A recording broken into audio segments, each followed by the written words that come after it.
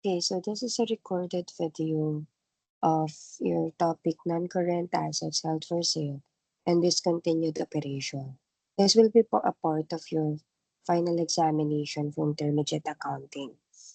Okay, so a non-current asset has actually no exact definition. Ang meron tayong definition according to our accounting standards is your current assets, right? And then whatever will be excluded or does not qualify with your current assets will be considered as non-current asset.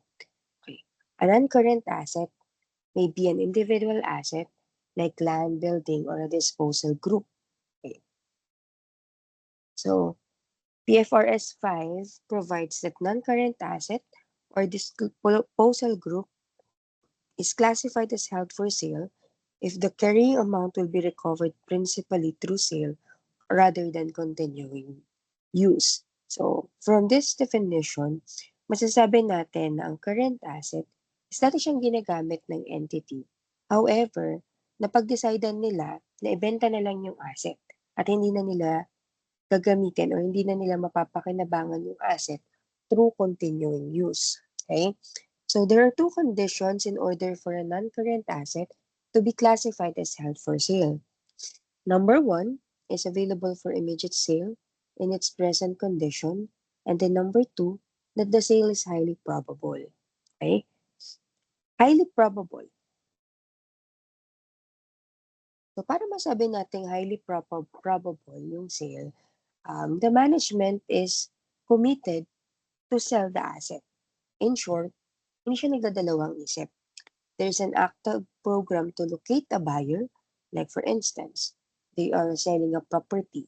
Pinopost nila yan sa mga or pinapabenta nila yan sa mga real estate agents. Okay? And then that the sale is expected to be completed within 1 year from where it is published to be classified as held for sale. Okay? So how do we measure assets held for sale? So PFRS 5, ang sabi niya po, is lower of carrying amount or the fair value less cost of disposal. Okay. Let's define first kung ano yung carrying amount. Okay. Kunwari, meron kang i-dispose na asset, a building for instance. Ang carrying amount natin is yung cost less yung depreciation. Okay? Yan yung carrying amount sa books ng asset natin. While your fair value less cost to sale, cost of disposal rather, is yan yung magkano pa siya possible na i-offer sa market at ano yung mga gagastusin ko in order to dispose the asset. Okay? So whichever is lower sa dalawang amount na yan. Once the um, once the non-current asset is already classified as held for sale, it shall no longer depreciate it. Bakit? Kasi kung titignan nyo, ang non-current assets held for sale is i-engage mo na siya sa sale. It's, di ba? Ano ba yung similar asset niya? Inventory, di ba? Ang inventory, kahit hawak natin yan, hindi natin yan depreciate. Kasi ang depreciation, kung babalikan nyo yung terms and definition yan, it's the usage of the item. And dito sa non-current assets held for sale, nagkaroon ka na ng discontinuance na paggamit ng asset. Classify mo na siya as held for sale kasi ang plano mo na sa kanya is ibenta na. Therefore, once a non-current asset is classified as held for sale, it will no longer be depreciated. Okay? Write down or fair value less cost of disposal. Say for instance, yung carrying amount mo is mas mataas compared doon sa fair value less cost of disposal. Ang difference nun, ang magiging treatment po natin ay impairment loss. Okay? Okay. So, if the non-current asset is of a disposal group, the impairment loss is apportioned across the assets. Ibig sabihin, pag a disposal group kasi pinag-uusapan mo, it may be considered as a segment or a unit of an entity. And sometimes, possible na yung unit or entity na yan is binili lang din yan galing sa ibang company. There is an indication na meron yang goodwill. Okay? So, if in case may goodwill yung disposal group na yan, i-offset mo muna dyan yung impairment loss na tinatawag natin. Pasensya na kayo, medyo hindi maganda or maayos yung boses ko kasi I've been very sick for the past week. Hanggang ngayon, di pa bumabalik yung boses ko. Okay. Subsequent increase in fair value. Paano naman kapag merong increase sa fair value compared doon sa carrying value? Ang mangyayari is magre-recognize tayo ng gain. Pero, yung gain na yan, it shall um, it shall not exceed any impairment loss previously recognized. So, kailangan ibabalik mo siya dun sa kung ano lang yung na-recognize mo na impairment loss. Yun lang yung i-consider mo as gain. Okay?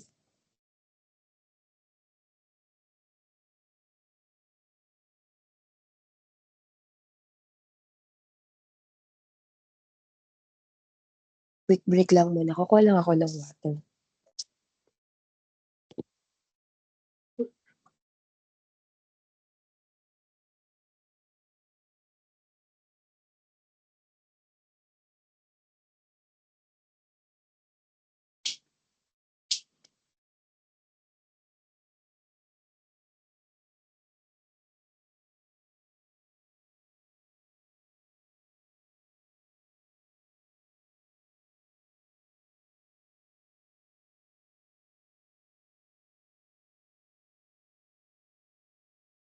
Okay. Illustration number 1.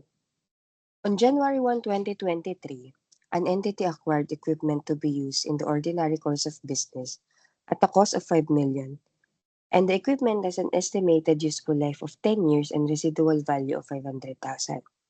On January 1, 2026, the equipment was classified as held for sale. On that date, its fair value less cost of disposal was estimated at 1.9 million. On June 30, 2026, the equipment was sold for 1.5 million. Okay. So, kailangan muna nating i-record yung nangyari na desisyon ng entity noong January 1, 2026. From using it sa kanilang operations, yung equipment is consider nila as held for sale. So, ano nangyari dito? From equipment, ika-classify mo siya as held for sale. Okay? So, ano mangyayari? I-recognize mo yung asset from equipment as and also its accumulated depreciation, and then magbubook ka ng another account na equipment held for sale. Okay. Pero, paano natin makukuha kung magkano natin i-record yung yung transfer natin from equipment to equipment held for sale. Okay. So you have to identify first magkano ba yung carrying amount on January 1, 2026. Okay. We have a cost of 5 million pesos. Accumulated depreciation 2023, 2024, 2025. So 3 years ng 3 years na dinidepreciate yung asset. And then, so, marunong naman kayo kung magkano mag-compute ng depreciation. The depreciation is 1,350,000. Okay. Carrying amount as of January 1, 2026 is 3,650,000. Okay. So, ang unang gagawin, i-credit natin yung cost ng equipment, 5 million. Accumulated depreciation, i-debit natin 1,350,000. And then, magre-recognize tayo ng equipment held for sale, 3,650,000. Okay. That's the transfer from your equipment to assets held for sale. And then the next thing is to recognize kung merong impairment loss na kailangang i-recognize. Okay? So, paano natin i-consider? Diba, ang sabi kanina, assets held for sale shall be classified or shall be measured lower of carrying value versus fair value less cost of disposal.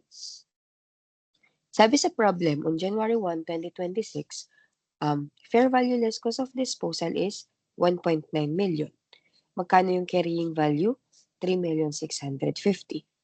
That is why, magkano dapat natin i-recognize yung amount ng asset held for sale natin. It should be 1.9 million.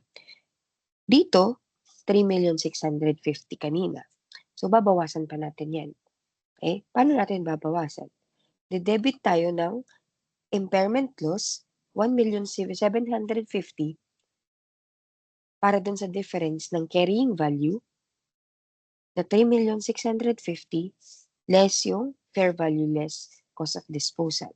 So, ang impairment loss natin is 1,750,000. Okay? It should be impairment loss. Okay. Impairment loss of 1,750,000, debit, and then credit natin yung equipment held for sale. Pag ititi account ninyo, yung value ng equipment held for sale natin, naka-debit ito, naka-credit, ang magiging balanse niyan will be your 1.9 million. So kung tinanong kayo, what is the value of the asset held for sale on January 1, 2026, the answer is 1.9 million pesos. On June 30, 2026, the equipment was sold for 1.5 million. So, dyan pa lang makikita mo na nagkaroon na tayo ng loss. Loss on sale of asset held for sale. Magkano? 400,000. Okay. So, paano natin i-record? Naka-receive tayo ng cash, 500,000. Debit tayo ng loss on sale of equipment. And then, dapat ito loss on sale of equipment, held for sale. And then, credit tayo ng value ng held for sale. 1.9 million. Okay? Take note, yung 1.9 million, sabi niyo, ma'am, 6 months na yung dumaan from the recognition, yung non-current asset na yan. Bakit hindi tayo nag-depreciate? Kasi gaya nga na nabanggit natin kanina sa discussion, kapag na-classify na sa asset held for sale ang isang asset, it will no longer be depreciated. Kasi ang purpose na nung property or nung asset is for sale. And hindi naman tayo nag-depreciate ng something na hindi natin ginagamit. Okay? Purpose na for sale eh. Okay? Non-current asset, abandoned non-current asset.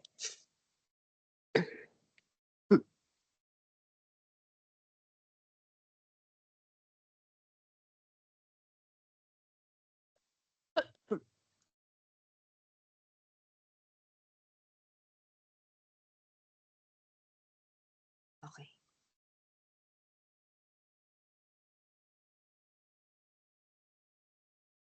Okay. Abandoned non-current asset. Sabi sa PFRS 5, an entity shall not classify as held for sale a non-current asset or disposal group that is to be abandoned because the carrying amount will be recovered principally through continuing use or the asset is used to be until the end of its economic life. Okay.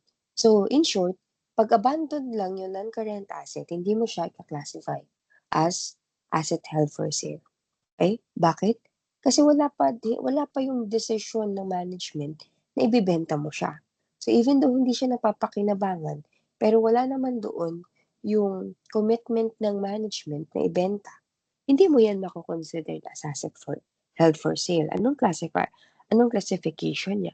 Eh di nandun pa rin sa dati niyang classification, non-current asset pa rin siya. And iti-treat pa rin siya as if may depreciation. Okay? Temporarily abandoned. It provides that an entity shall not account for non-current asset that has been temporarily taken out of use as if it had been abandoned. Okay? So, same treatment lang din nung nasa taas. Change in classification. So, paano pag merong mga circumstances wherein yung non-current asset is no longer classified as held for sale? Example, may lupa or may building yung entity. Dati ginagamit nila yon. Kaso lumipat sila sa BGC. And then, yung dating building na ginagamit nila, for instance, nasa Makati, is, wala lang, nakatenga lang. So, kinlassify nila yun as for sale. And then, yumaman yung company. dumami yung employees niya, kailangan ulit niya ng building para i-expand yung kanyang operation. Yung kanyang building na previously naka-held for sale, hindi pa nabebenta, binawi niya, okey? So, binalik niya sa kanyang mga assets. Ano ang dapat natin gawin, okey?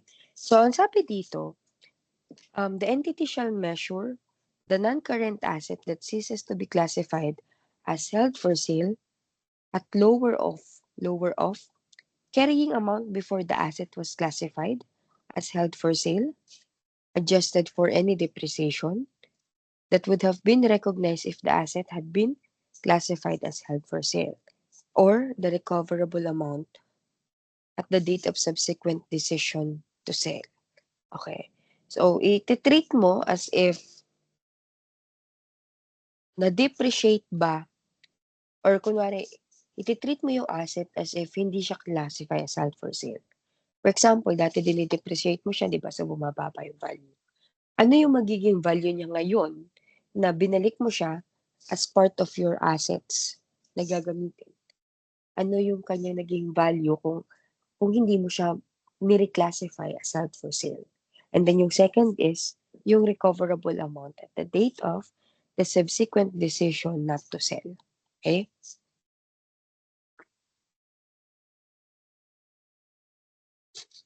Presentation of assets classified as held for sale. Okay. So, a non-current asset that is already classified as held for sale shall be presented separately as a current asset. Kasi nga, 'di ba, kung titignan mo,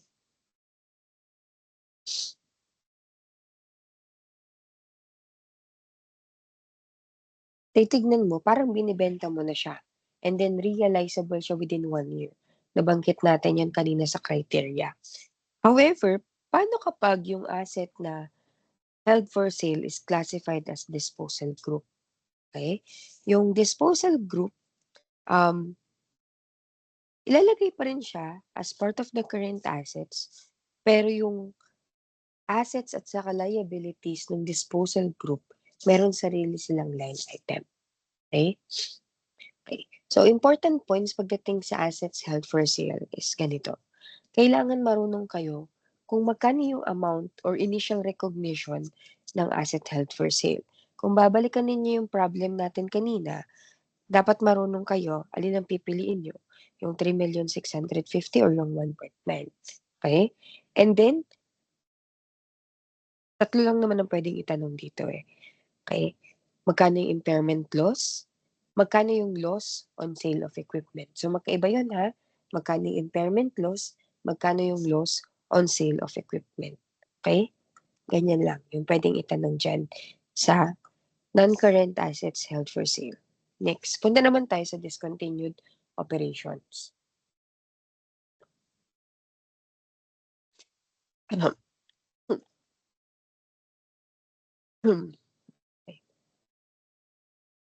Okay. So, a discontinued operation is identified as a component of an entity that either has been disposed of or classified as held for sale. So, 'pag dispose of, ibig sabihin tinatanggal na siya doon sa operations ng entity at saka 'pag kinlasify mo siyang held for sale, ayun binebenta siya, okey?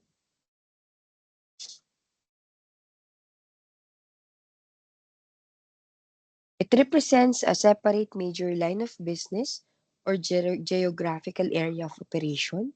It is a part of a coordinated plan to dispose a separate major land. It is a subsidiary acquired exclusively with the view of resale. What else? Okay.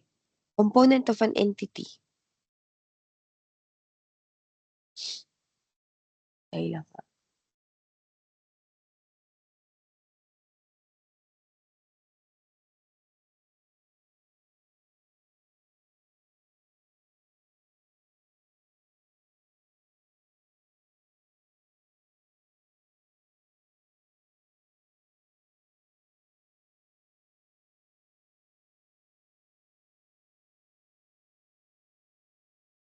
Yan. Okay. Components of an entity. A component of an entity may be a subsidiary, major line of business, or geographical segment. Okay? In short, meron siyang sariling cash flow, may sarili siyang operations. Component lang siya ng isang group. Okay? So, timing of reporting, kayo na bahala dyan. Okay. Components classified as held for sale. So, if a component of an entity is classified as held for sale, the carrying amount will be recovered principally through a sale transaction rather than from continuing use, which we have already discussed kanina doon sa mga assets held for sale. Okay. For this to be a case, a component of an entity must be available for immediate sale and must be highly probable. So ito po yung dalawang requisites natin kanina in order for you to classify an asset as held for sale. So wag niyo kakalimutan, immediate sale and highly probable. Okay. So examples of discontinued operation. Number one, selling by a diversified entity of a major division that represents the entity-only activities in the electronics industry. Okay? So for example, San Miguel, tas meron siyang electronics industry. Ano ba? Kunwari sa kanya lang um, sino ba? Ang hirap mag-isip ng electronics. So, for instance, may sarili siyang IT company. I-dispose lang niya yung IT company niya. Hindi yung ibang other industries. Selling of a meat packing entity in a furniture entity. So, a major business natin is furnitures, pero meron kang business unit engaged sa packaging ng meat. Okay? Selling by communications entity of all its radio stations, and meron din siyang TV stations. So, example nito, ABS-CBN. Okay? Kung isasara niya lang lahat ng radio stations, meron pa rin yung kanyang TV at saka yung kanyang media or yung kanyang publications. Okay? Examples that which are not considered discontinued operation, phasing out of a product line with a product within a product group. So, maliit lang kasi yung product line eh. Okay? For example, sa mga gumagawa ng shampoo, Sunsilk, ano pa yung kasama niyan, Pantene, i-dispose mo lang si Sunsilk. Pero yung product group ng shampoo is still existing kasi may product pa rin yan. Okay? Hindi yan discontinued operation. Shifting of a production or marketing activities in one location. Ito, transfer lang ng location. So, hindi siya discontinued operation. And closing of a facility or factory to achieve productivity involvement or improvement or cost savings, hindi rin yan kasama sa discontinued operation. Okay? Okay. Sa income statement presentation, an entity shall disclose a single amount comprising the total post-tax profit or loss of the discontinued operation and the post-tax or gain loss recognized in the measurement of a value of cost of disposal or on the disposal of asset. Okay? So, ano ba yung mga kailangang ilagay as disclosures to discontinued operation? Yung revenue and expenses ng discontinued operation, impairment loss and gain or loss, at saka yung termination cost ng employees. Okay? Sample natin. Ano ba? Punta na tayo sa illustration. So, Tyrone Company has two segments, segment A and B. On July 1, 2023, the board of directors of Tyrone Company decided to dispose segment B, an apparel division. So, sino i-dispose natin? Sa segment B. On October 1, 2023, Tyrone Company signed a contract to sell segment B. Okay, the sale is expected to be completed next year pa, January 31, 2024. On December 23, 2023, segments B's carrying amount of assets is 3 million and then liabilities is 1.8. So magkano ang carrying value? Ang carrying value natin is at 1.2 million. Okay? Yan yung carrying value ng ating segment B. Segment B's fair value less cost of disposal is 1 million. The sale contract required Tyron Company to terminate certain employees of segment B. The expected termination cost of 1.5 to be paid on June 30, 2024. The accounting records of Tyron Company show the following information in 2023. Okay. So, ano magiging itsura ng income statement ni Tyron Company? So, mag-start lang tayo sa, ang kukunin lang natin is yung subsisting na income ni segment A plus ilalagay din natin, idadagdag lang natin as one line item yung income from discontinued operation ni segment B. So kung titignan ninyo, yung 5 million na sales natin galing lang kay segment A yan. Palitin ko.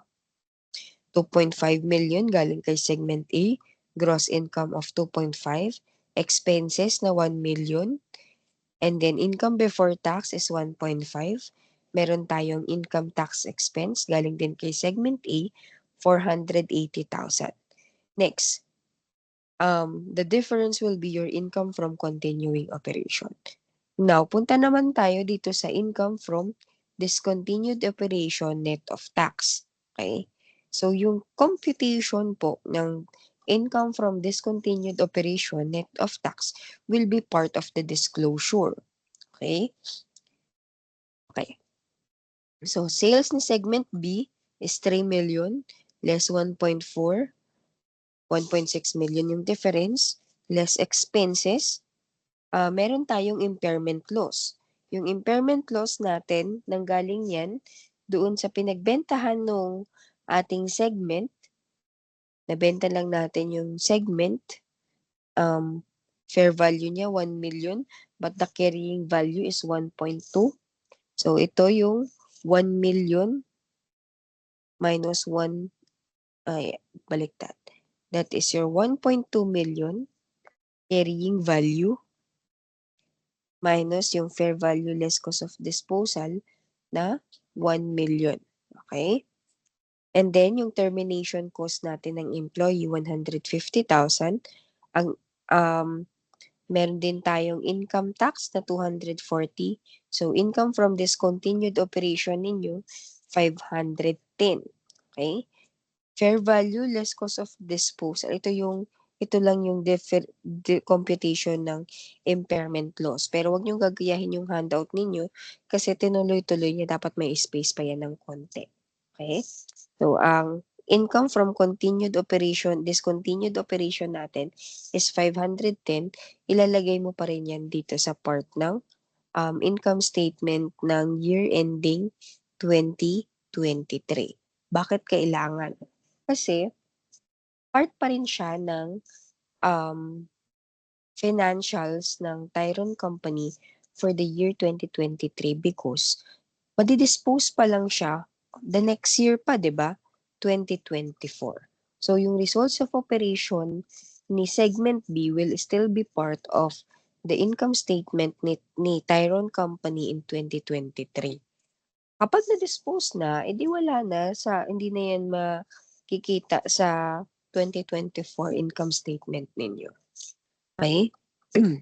On December 2023, ilalagay mo rin sa disclosure mo na makukumpleto yung sale on January 31, 2024.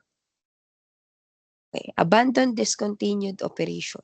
So, PFRS 5 prohibits non-current assets that will be abandoned from being classified as held for sale. Okay? So, ano mangyayari? Kung in-abandon lang yung operation tapos ibibenta mo siya as held for sale, ayaw nila yon. Okay, ano mangyayari? They should be reported in discontinued operation at the time on which they are actually abandoned. Okay? Next. Illustration. On October 23, an entity decided to abandon all of the cotton mills which constitute a major line of the business. All work is stopped at the cotton mills during the year ended December 31, 2024. Cotton mills resulted cash flows and treated as continuing operations in the financial statements for the year ended December 2023. Okay. In the financial statements for the year ending 2024, the results and cash flows of the cotton mills are treated as discontinued operation because it is in the 2024 that the cotton mills were actually abandoned. So, ang actual abandonment kasi nangyari pa ng 2024. So, hindi siya 2023 mako-consider as discontinued, but rather in 2024 kasi doon talaga nag-stop yung operations niya. Okay? So, ano bang pwedeng lumabas dito sa discontinued operation? Actually,